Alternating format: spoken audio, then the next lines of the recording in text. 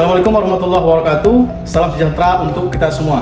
Perkenalkan, saya Ismail SHMH, merupakan salah satu dosen pada Prodi Ilmu Hukum Fakultas Ilmu Hukum dan Pendidikan Universitas Muhammadiyah Asahan. Pada kesempatan hari ini, saya akan menyampaikan terkait dengan pernyataan diri dosen dalam unjuk kerja Tridharma Perguruan Tinggi atau yang disingkat dengan PDD UKT-PT yang merupakan salah satu syarat untuk sertifikasi dosen tahun 2025. Adapun mata kuliah yang saya ampu adalah mata kuliah kriminologi, di mana deskripsi mata kuliah kriminologi ini adalah mengkaji terkait dengan pengertian kriminologi, kemudian objek kajian kriminologi yang merupakan kejahatan, pelaku kejahatan, dan juga reaksi masyarakat terhadap kejahatan tersebut. Kemudian mata kuliah ini juga mengkaji terkait dengan hubungan kriminologi dengan ilmu lain, teori-teori kriminologi beserta perkembangannya, kemudian perkembangan kejahatan, hal-hal yang menyebabkan terjadi kejahatan dan juga pencegahan kejahatan sendiri. Adapun capaian mata kuliah ini adalah mahasiswa diharapkan mampu memahami terkait dengan apa yang dimaksud dengan kriminologi. Kemudian yang kedua, mahasiswa diharapkan mampu memahami dan mengklasifikasi terkait dengan objek kajian kriminologi. Kemudian yang ketiga, mahasiswa mampu menganalisis persoalan yang berhubungan dengan kriminologi. Kemudian adapun capaian pembelajaran dari mata kuliah ini adalah yang pertama, berkontribusi dalam perkembangan mutu kehidupan bermasyarakat, berbangsa, bernegara, dan kemajuan peradaban berdasarkan Pancasila. Kemudian yang kedua, taat hukum dan disiplin dalam kehidupan bermasyarakat dan bernegara. Kemudian yang ketiga, menguasai objek kajian kriminologi, baik yang berhubungan dengan teori kejahatan, pelaku kejahatan, dan juga reaksi masyarakat terhadap kejahatan tersebut. Kemudian keempat adalah mampu melakukan penyuluhan hukum sebagai bentuk advokasi masyarakat. Kemudian kelima, mampu menerapkan pemikiran logis, kritis, dan sistematis, dan inovatif dalam konteks mengembangkan ilmu pengetahuan dan teknologi yang memperhatikan dan menerapkan nilai humaniora yang sesuai dengan bidang keahliannya. Kemudian adapun penilaian atau metode penilaian yang dipergunakan adalah DIA atau yang disebut dengan Delivery, Interaction, dan Assessment. Baik, assalamualaikum warahmatullahi wabarakatuh. Salam sejahtera untuk kita semua. Hari ini kita akan mempelajari perkuliahan kita terkait dengan materi kuliah kriminologi. Namun sebelum kita masuk kepada materi kita hari ini, alangkah baiknya kita memulai perkuliahan kita dengan berdoa. Dengan harapan kita dapat menjalani perkuliahan ini penuh berkah, hikmat, dan juga mendapat ilmu selama kuliah ini berjalan. Berdoa, mulai. Selesai. Baik, adapun pokok bahasan kita pada pertemuan ini terkait dengan pengantar kriminologi, di mana ini pokok bahasan pertemuan awal gitu ya, yang nanti mencakup terkait dengan pengertian kriminologi, juga ruang lingkup objek kajian kriminologi sendiri. Nah, sebelum kita membahas terkait dengan apa itu yang dimaksud dengan kriminologi, kira-kira ada nggak yang mengetahui gitu ya, atau pernah membaca apa yang dimaksud dengan kriminologi sendiri? Ya, silakan. Baik, izin Bapak. Kriminologi seperti yang saya ketahui adalah tentang membahas kejahatan atau tindak kriminalitas, di mana juga membahas pelaku kejahatan, korban kejahatan, dan yang terpenting adalah bagaimana cara masyarakat untuk merespon kejadian tersebut. Oke, bagus ya. Ada tadi respon, kriminologi, ada kejahatan, korban kejahatan gitu ya dalamnya dan sebagainya. Ada yang lain barangkali? Nah, sebenarnya kalau kita lihat dari sini, sebelum ke pengantar tadi atau pengertian tadi, kriminologi itu merupakan ilmu pengetahuan yang mempelajari tentang kejahatan, di mana istilah kriminologi ini ditemukan ya yang pertama kali oleh Paul Popinat pada tahun 1830-1911. Beliau adalah seorang ahli dari Prancis gitu ya. Beliau mengatakan bahwa secara harfiah kriminologi ini berasal dari kata crime, yang berarti kejahatan atau penjahat. Ya. Kemudian ada kata logos yang berarti ilmu pengetahuan. Jadi dari sini sebenarnya bisa kita ketahui bahwa pengertian kriminologi ini adalah ilmu yang mempelajari terkait dengan kejahatan, gitu ya, penjahat serta elemen yang ada dalam kejahatan. Kan gitu ya? Ini ada dikatakan bahwa kejahatan atau penjahat berarti kejahatan adalah perbuatannya, penjahat adalah pelakunya serta elemennya. Betul tadi yang dibilang oleh si Lisa itu bahwa salah satu elemen dalam kejahatan itu adalah korban. Nah, kalau kita biasakan lihat kejahatan itu ada pelakunya gitu ya, kemudian ada perbuatan kejahatannya, kemudian ada korbannya gitu ya, ada reaksi masyarakat terhadap itu.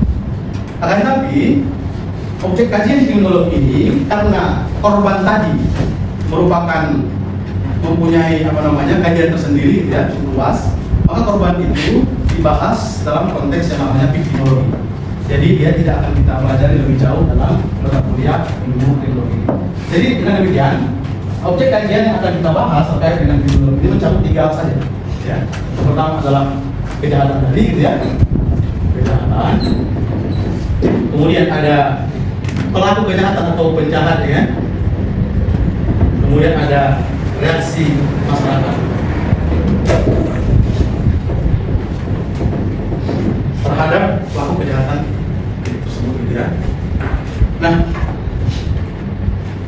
secara doktrin gitu ya, ataupun pengertian yang dibeberkan atau disampaikan oleh beberapa ahli, mereka mengatakan misalkan menurut Wood, kriminologi itu adalah keseluruhan pengetahuan yang diperoleh berdasarkan teori atau pengalaman yang berkaitan dengan perbuatan jahat,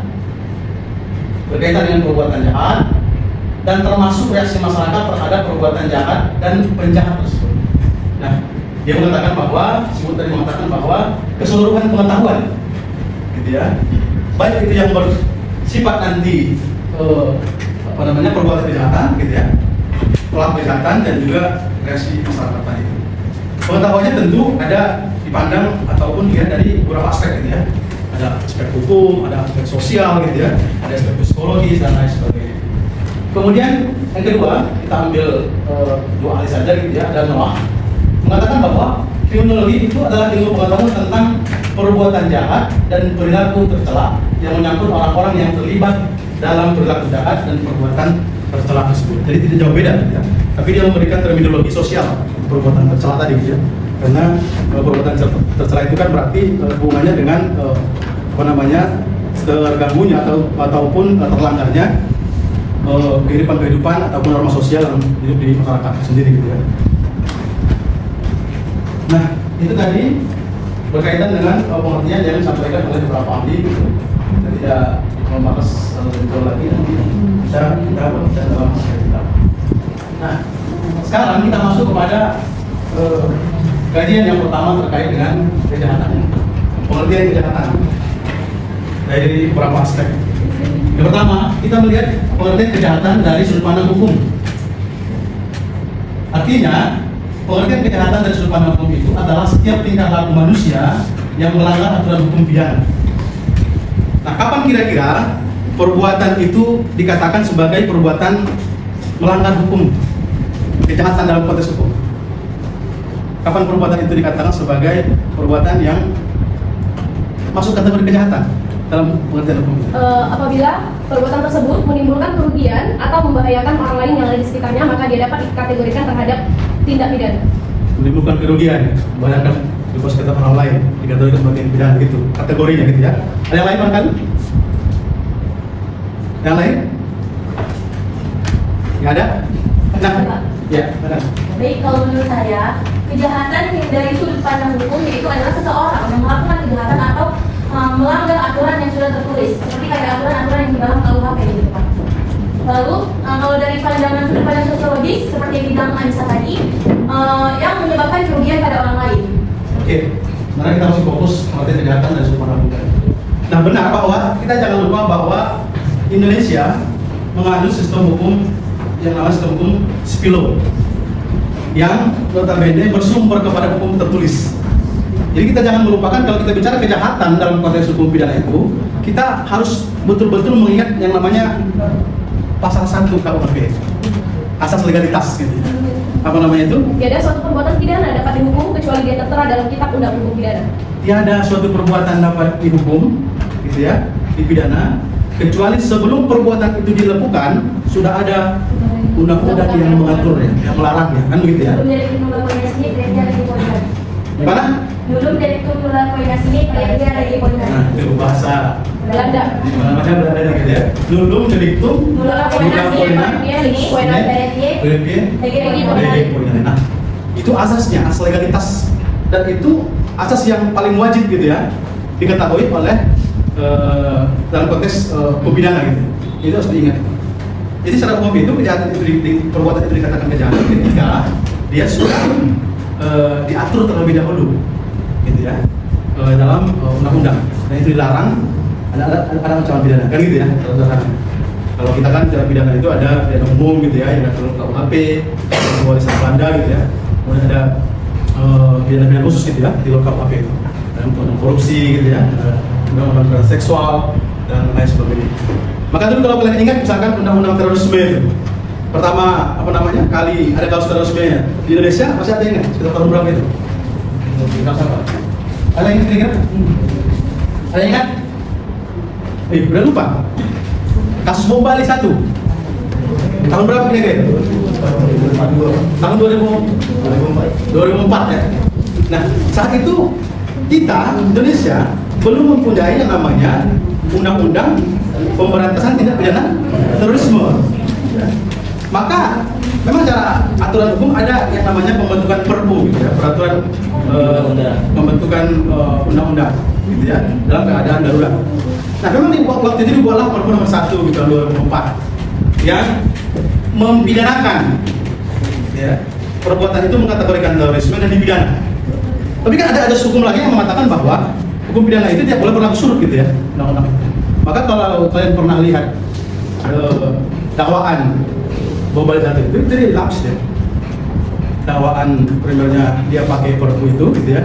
Kemudian dakwaan subsidiarnya dia pakai pasal 340 kan gitu ya. Karena dia juga bisa dikategorikan sebagai orang yang merencanakan pembunuhan gitu ya, perencana pembunuhan.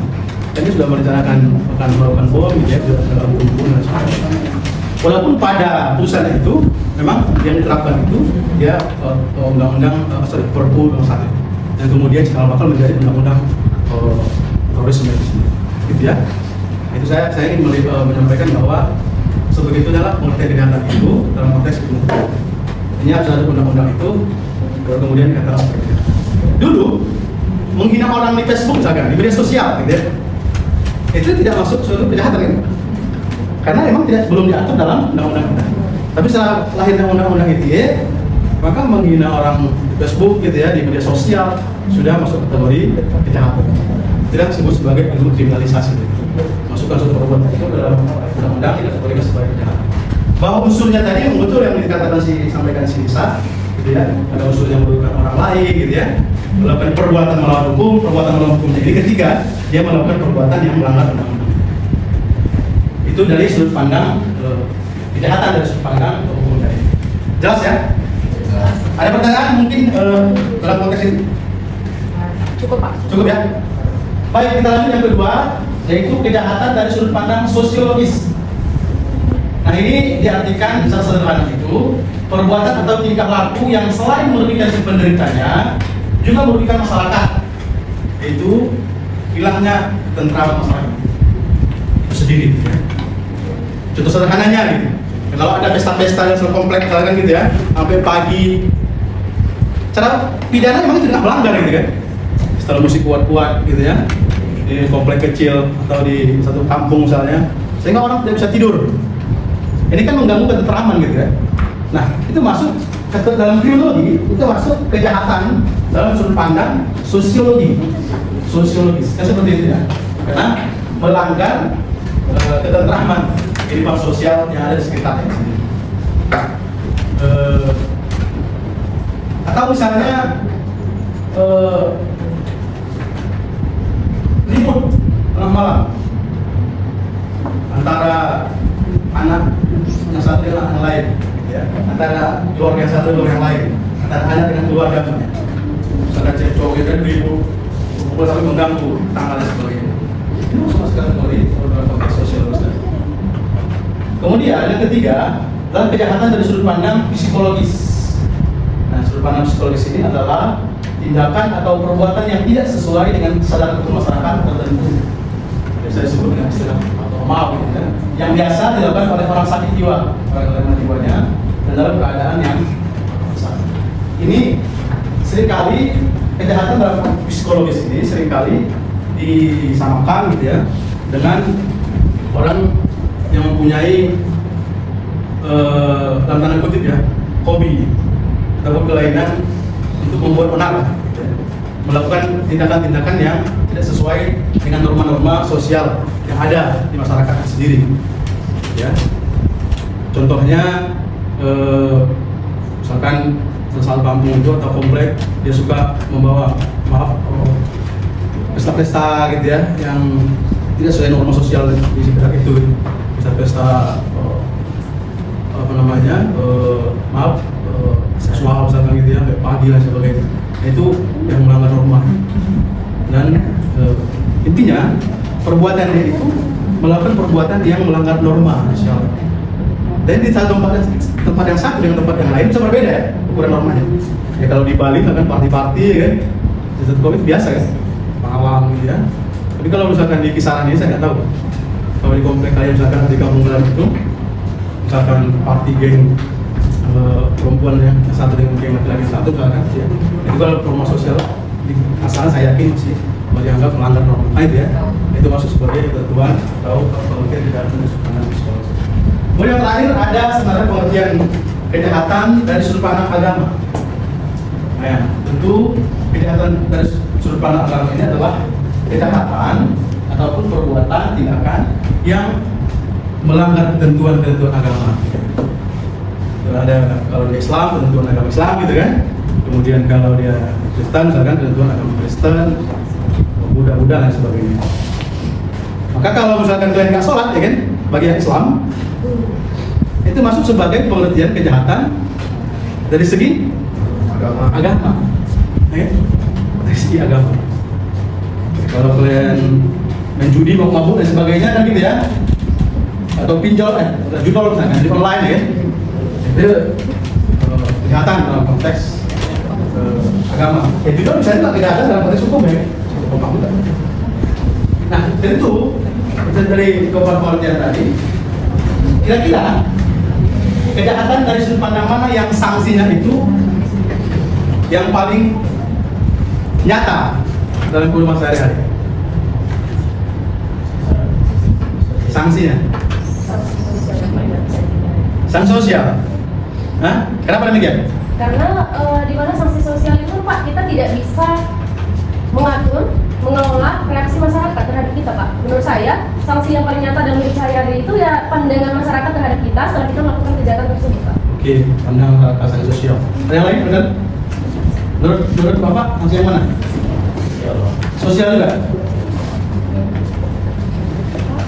Nah, mari kita lihat dulu sedikit sanksinya.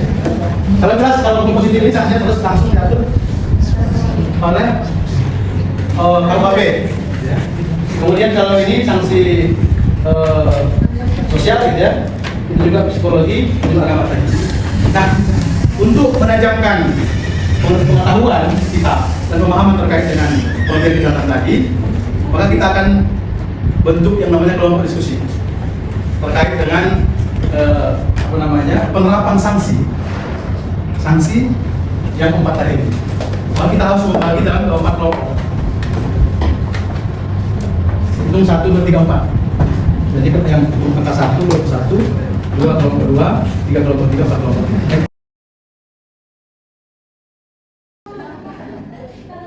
Akan dilabelisasi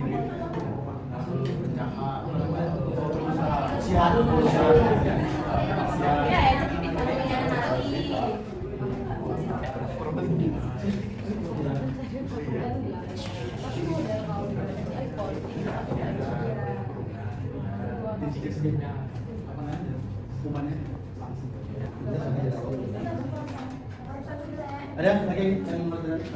Silakan diskusi. Udah paham ya?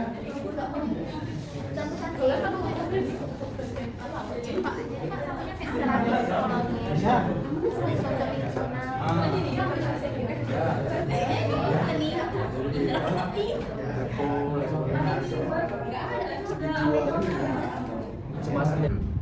Baik, sudah habis waktu diskusinya ya. Sekarang kita kasih kesempatan kepada kelompok masing-masing untuk mempresentasikan hasil diskusi yang sudah dibahas dalam kelompok masing-masing. Itu kepada kelompok pertama, silakan kepada pembicaranya atau juru bicaranya ya, untuk mempresentasikan hasil diskusinya. Perkenalkan dulu dan sampaikan hasilnya. Yang lain silakan menyimak gitu ya. Dan kalau tanggapan silakan tanggapi nanti. Baik, Assalamualaikum warahmatullahi wabarakatuh. Saya Anissa Biazura, perwakilan dari kelompok 1 ingin menyampaikan hasil diskusi kami yang berkaitan tentang kejahatan dari sudut pandang hukum, yaitu akan dikenakan sanksi. Yang pertama, sanksi pidana mati itu untuk kejahatan pembunuhan berencana. Terus kejahatan selain pembunuhan berencana adalah korupsi, tapi korupsi dalam hal seperti negara tersebut dalam krisis ekonomi. Terus yang kedua adalah terkait pidana mati. Sekarang telah diputuskan diganti dengan pasal 100 dengan ketentuan 10 tahun berkelakuan baik itu mengganti dengan hukuman pidana mati. Lalu pidana penjara. Pidana penjara adalah pembatasan ruang gerak atau kurungan, atau seperti kayak kita tidak diberikan ruang gerak, seperti tidak diberikan kebebasan untuk berekspresi. Lalu kurungan itu adalah hampir sama dengan pidana penjara, tetapi dia lebih sedikit, seperti paling batas maksimalnya adalah 1 tahun 4 bulan. Lalu yang keempat adalah dikenakan denda atau membayar sejumlah uang kepada negara atas tindak pidana yang telah dilakukannya, atau sebagai kompensasi atas kerugian tersebut atau atas kejahatan yang telah dilakukannya. Seperti itu. Terima kasih. Baik, tanggapan barangkali? Tanggapan kelompok lain?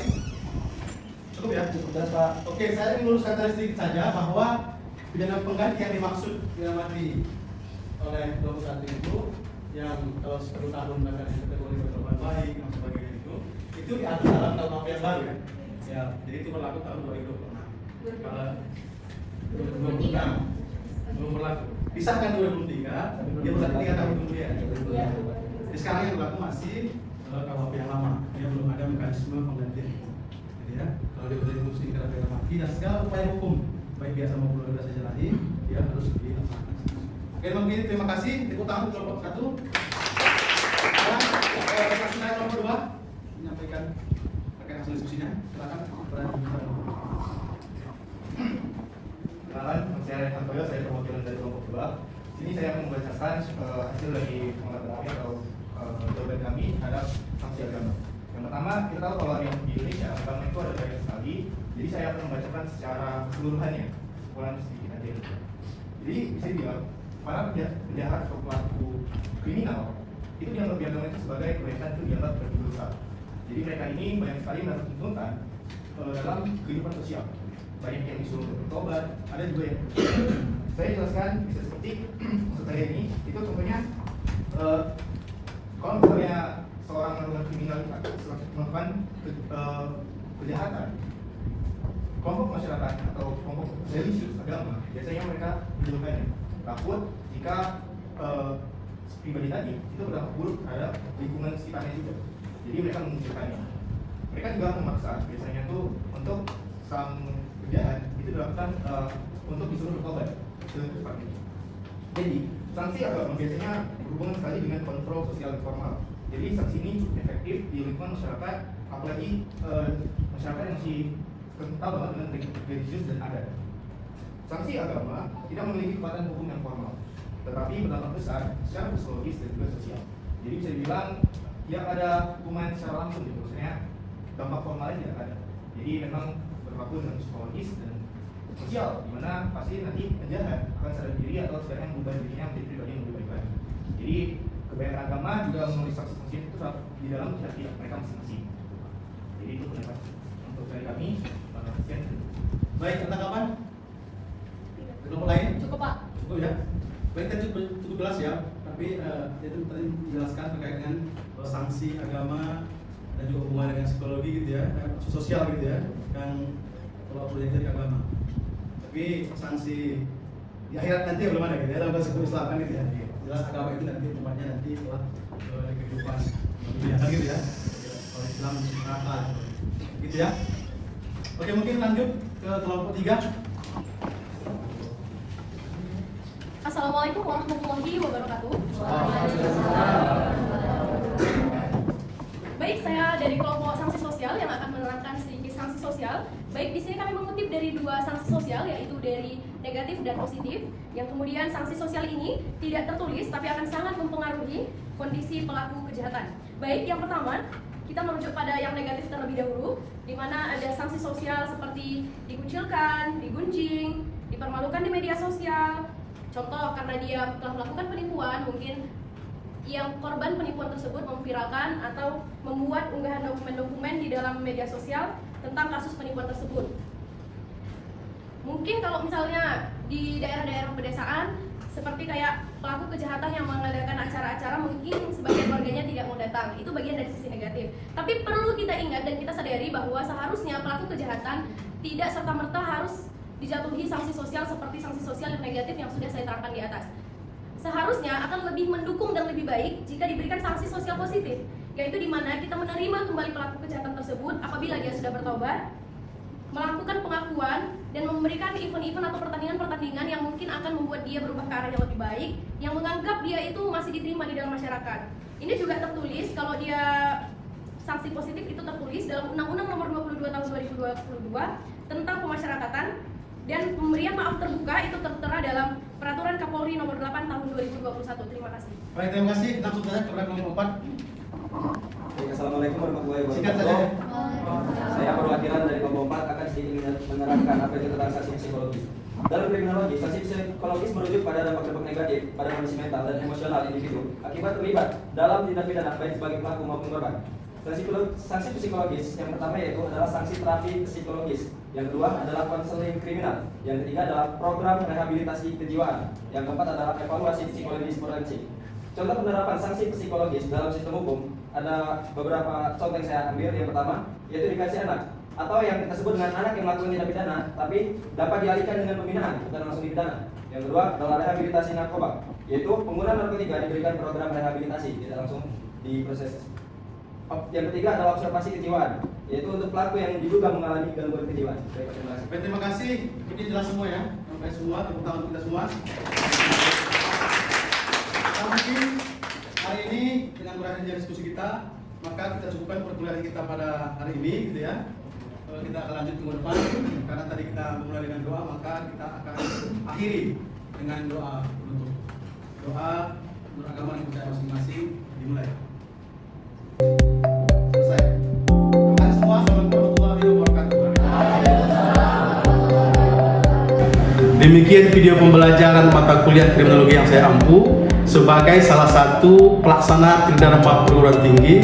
Diharapkan mahasiswa mendapatkan pemahaman yang mendalam serta mampu untuk menjelaskan teori dan juga objek kajian kriminologi. Atas perhatiannya saya ucapkan terima kasih. Wassalamualaikum warahmatullahi wabarakatuh.